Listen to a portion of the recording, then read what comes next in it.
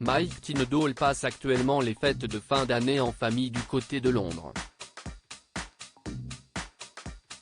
Il a, en tout cas, été aperçu le 25 décembre 2022, avec le reste du clan royal, au service religieux de l'église Saint-Marie-Magdalène de Sandringham, dans le Norfolk.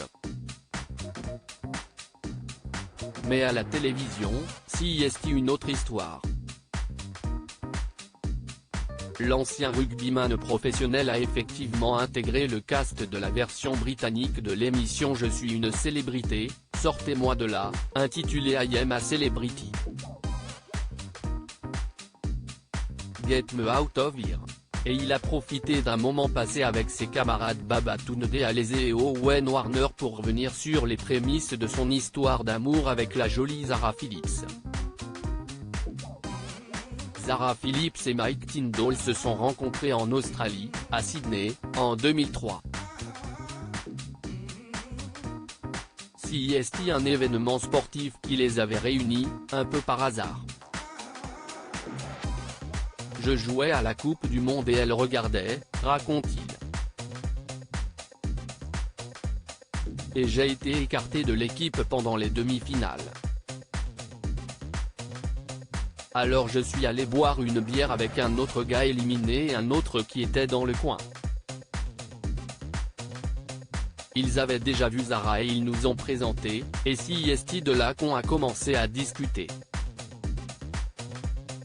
L'Angleterre avait, cette année-là, remporté la Coupe du Monde de rugby, mais Mike Tindall n'était pas sur le terrain lors de cette victoire. C'est la meilleure décision qui a été prise par Clive Woodward, assure-t-il. Ce déjeuner a fini par être plutôt alcoolisé. Il aurait, effectivement, été dommage de passer à côté de tout ce bonheur.